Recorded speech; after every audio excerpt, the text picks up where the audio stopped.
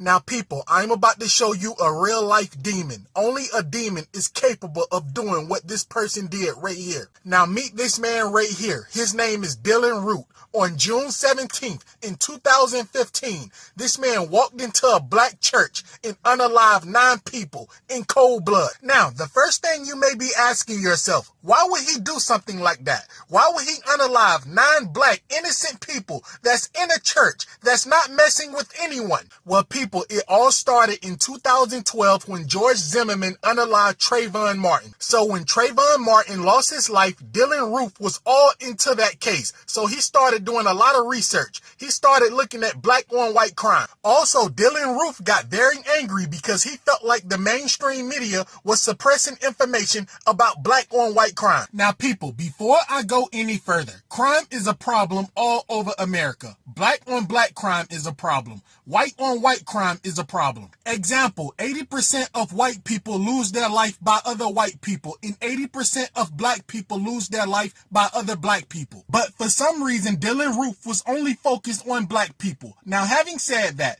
Dylann Roof was 21 years of age in 2015 when he unalived 9 black people in a church. Now, when Dylann Roof was coming up, he had a rocky childhood. His parents was divorced, his father remarried, so he was raised by his stepmother and his biological mother. And at the time of the shooting, he was living with a friend. Now, what I'm about to tell you next is going to be hard to hear. On June 17th in 2015, Dylann Roof walked into a black church while they was having a routine Bible study. So Dylann Roof sat in the church with these people for roughly an hour until they got done with their Bible study. And when they closed their eyes and they started praying, that's when Dylann Roof unalived 9 people in the church. And people, he even unalived the pastor, and some of them people that he took their life, they were 70 and 80 years old. So a jury convicted this man of 33 charges, including hate charges. People, this man was sentenced to death. Now, when Dylann Roof was sentenced to death, he was the first to ever be sentenced to death over a federal hate crime. So the fact that Dylann Roof was the first to ever be sentenced to death for a federal hate crime,